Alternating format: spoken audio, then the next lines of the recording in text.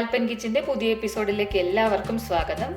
ഇന്ന് ഞാൻ നിങ്ങളെ പരിചയപ്പെടുത്തുന്നത് ഒരു പച്ചമാങ്ങ കൊണ്ട് നമുക്ക് ചോറിൻ്റെ കൂടെ കഴിക്കാൻ പറ്റുന്ന നല്ലൊരു ചമ്മന്തി ഉണ്ടാക്കാം.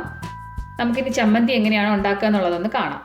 പച്ചമാങ്ങ ചമ്മന്തി ഉണ്ടാക്കാനായിട്ട് നമുക്ക് ആവശ്യമുള്ള സാധനങ്ങൾ ഇത്രയുമാണ്. ഒരു പച്ചമാങ്ങ എടുത്തിട്ടുണ്ട്, 4 ചെറിയ ഉള്ളി, പിന്നെ 1 കഷ്ണം ഇഞ്ചി, 2 എരിവുള്ള പച്ചമുളക്, പിന്നെ 1 ടീസ്പൂൺ നാരങ്ങ നീരിന് ആവശ്യമായിട്ടുള്ള നാരങ്ങ, പിന്നെ ഞാൻ എടുത്തിരിക്കുന്നത് 1 പിടി തേങ്ങയാണ്. പച്ചമാങ്ങയ്ക്ക് ആവശ്യത്തിന് പുളിപ്പുള്ളതാണെങ്കിൽ നമുക്ക് ഈ നാരങ്ങ നീരിൻ്റെ ആവശ്യം വരില്ല. പക്ഷേ ഈ ചമ്മന്തിയുടെ കൂടെ നമുക്ക് 1 ടീസ്പൂൺ നാരങ്ങ നീരൂടെ ചേർത്ത് കഴിയുമ്പം ആ ചമ്മന്തിക്ക് കുറേ കൂടി നല്ല ടേസ്റ്റ് ഉണ്ടാവും.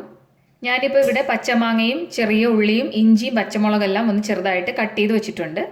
നാരങ്ങ നമ്മൾ ഇപ്പം ഇതിൽ ചേർക്കില്ല, ഇത് അവസാനമാണ് ചേർക്കുന്നത്, ഇത് മാറ്റി വെക്കുന്നുണ്ട്. ഇനി നമുക്ക് ഇതെല്ലാം കൂടി ചേർത്ത് 2 ടീസ്പൂൺ വെള്ളവും ഒഴിച്ചിട്ട് മിക്സിയിലൊന്ന് അരച്ചെടുക്കണം. അരച്ചെടുക്കുമ്പോൾ ഒത്തിരി മഷി പോലെ ആയി പോകരുത്. സാധാരണ നമ്മൾ ചമ്മന്തി അരയ്ക്കുമ്പോൾ എടുക്കുന്ന പാകത്തിന് വേണം അരച്ചെടുക്കാനായിട്ട്.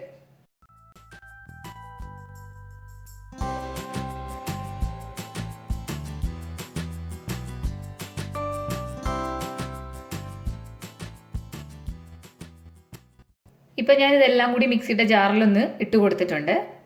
നിങ്ങളുടെ കയ്യിൽ കറിവേപ്പില ഉണ്ടെങ്കിൽ 1 കൊത്ത് കറിവേപ്പില കൂടെ ഇതിൽ ചേർത്ത് അരയ്ക്കണം. എനിക്കിവിടെ കറിവേപ്പില കിട്ടാത്തതുകൊണ്ട് ഞാനത് ചേർക്കുന്നില്ല. ഇനി ഇത് നമുക്കൊന്ന് അരച്ചെടുക്കാം.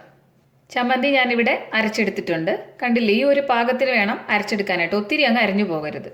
ഇനി നമുക്കിതിലേക്ക് കുറച്ച് നാരങ്ങ നീര് ചേർത്ത് കൊടുക്കാം. നാരങ്ങ നീര് മസ്റ്റ് അല്ല, ഇത് നിങ്ങൾ വേണമെങ്കിൽ ചേർത്ത് കൊടുത്താൽ മതി. നല്ല പുളിയുള്ള മാങ്ങയാണെങ്കിൽ ഈ ചമ്മന്തി ഇങ്ങനെ തന്നെ നമുക്ക് ഉപയോഗിക്കാവുന്നതാണ്. ഞാനിവിടെ ഇപ്പോൾ 1 ടീസ്പൂൺ അളവിനൊന്ന് ചേർത്ത് കൊടുക്കുന്നുണ്ട്. നാരങ്ങ നീര് ചേർത്ത് നമുക്ക് ചമ്മന്തി ഒന്നുകൂടെ ഒന്ന് മിക്സ് ചെയ്യാം. നമ്മൾ ഈ ചമ്മന്തി അരച്ചെടുക്കുമ്പോഴത്തേക്ക് ആവശ്യത്തിന് ഉപ്പും കൂടെ ചേർത്തിട്ട് വേണം അരച്ചെടുക്കാൻ. ഞാൻ ഉപ്പ് ചേർത്താണ് അരച്ചത്, പക്ഷെ ഞാനത് പറയാൻ വിട്ടുപോയി. ഈ ചമ്മന്തി നമുക്കിതുപോലെ തന്നെ ഉപയോഗിക്കാവുന്നതാണ്. പക്ഷെ ഞാനിപ്പോൾ ഇതിലേക്ക് താളിച്ചുകൂടെ ഒഴിക്കുന്നുണ്ട്. താളിച്ചൊഴിക്കുമ്പോഴത്തേക്ക് കുറേ കൂടി ടേസ്റ്റ് ഉണ്ടാവും.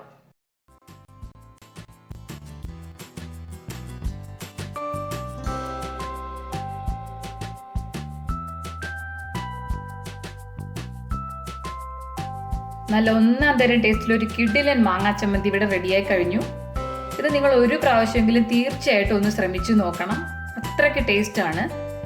ഞാൻ നേരത്തെ പറഞ്ഞതുപോലെ തന്നെ ചോറിൻ്റെ കൂടെ കഴിക്കാൻ പറ്റുന്ന നല്ലൊരു കോമ്പിനേഷനാണ് ഈ പച്ചമാങ്ങാ ചമ്മന്തി.